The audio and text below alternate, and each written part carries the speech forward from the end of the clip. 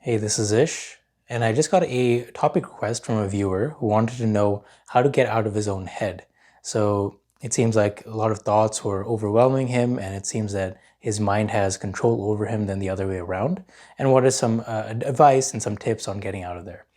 So I'll give you some solution both from an energetic standpoint and also a scientific standpoint as well. So, from the energetic side, if we start to look at the term being stuck in your head, you can probably assume and notice that your attention is stuck in your head area. So, this is pretty common nowadays, especially with jobs that require us to be on computers all day, or perhaps we're checking social media or on our phones. So, our attention is always in our mind, in our eyesight, taking on new things, and that's where we live out of. And if we take a look at our breathing as well, that also tends to be higher up on our body. So we tend to breathe from our chest area or just our neck, not lower down into our belly or really breathing deep and lower into our body. So as a result, our energy will be stuck up in our head and chest area. And what we want to do is bring our energy down. So this is a process called grounding. So quite simply, if you are in those moments where your energy is stuck up in the top part of your body, you want to start to bring it down by focusing on either your lower belly or your feet firmly planted against the mat. And this will start to draw that energy down.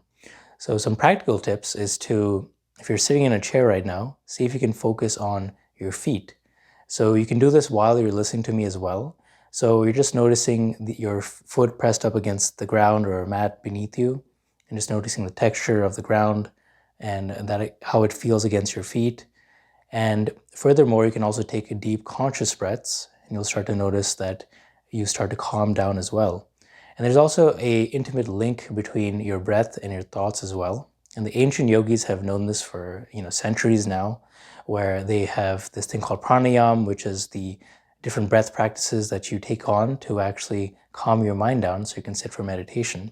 So the same thing will apply if you know how to control your breath and breathe deeper, you'll be able to calm your mind down. So that's another energetic aspect, part of this. And the second piece of advice is to take on some kind of physical movement because, like you said, you're stuck in your head. So, what you want to do is get out of your head. And the way to do that is to do some physical exercise like, running, lifting weights, doing a martial art, dancing, whatever it is that allows you to get out of your head and into your body. You'll start to notice that your thoughts will disappear.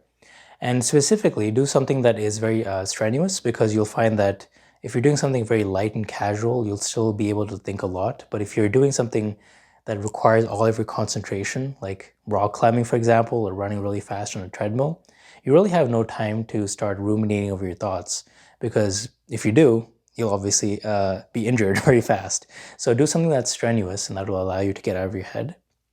And then on a similar vein, if you take a lot of action, you will find that your thinking mind and thinking brain will shut off. And this is typically underlooked in the self-help community because people like to analyze their problems and think about their problems and talk about it with their friends and do like releases and deep dives and all this fancy talk. But in reality, you'll start to notice that they get more and more in their head and they start to make those thoughts deeper and deeper.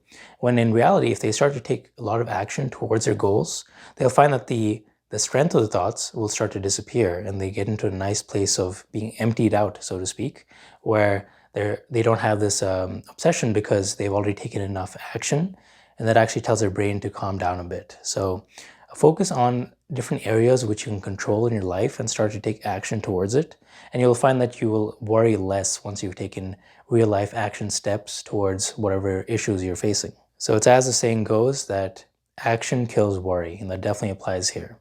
So now if we look on a scientific side, we have our brain, and there is a certain network in our brain called the default mode network, which is responsible for the mindless like chatter that we have and rumination.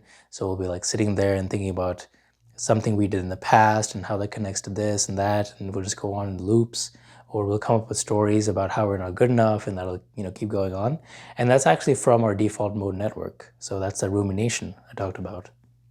And there's been studies that have shown that the practice of meditation and those insight-specific meditations where you focus on a specific object over and over again actually help quieten these areas during your meditation.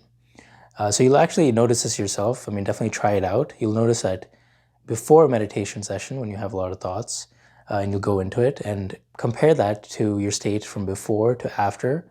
And you'll notice that after meditation sitting, you'll have considerably less thoughts circulating around your head. And they found in longer term meditators, so people who've done it for a couple of years, the areas and networks associated with this mindless self chatter actually shrink in size. So that's actually really cool and also encouraging if you think about it, because these long term meditators actually walk around their day with less thoughts in their head. So they actually don't relate to the thoughts, and they don't come up with different identities like most people and baggage, and that actually starts to disappear. So that's actually something that's very inspirational and something you can work towards. You can start off meditating at least an hour a day and try to do that every single day. And you'll dramatically notice a huge shift in your well-being and the fact that you'll have a lot more spaciousness where you aren't clinging to your thoughts and you don't have a lot of thoughts circulating in your head as much. So again, these are just a couple of tips to help out. So again, focus on grounding, focus on breathing deeper and getting out of your head through action, physical exercise, and moving your body, and also taking appropriate action where needed. And then on the same time, also incorporating practices like meditation, which will actually shrink these areas in your brain, which are responsible for rumination. So I hope this helps. Let me know if you have any other questions. Thank you.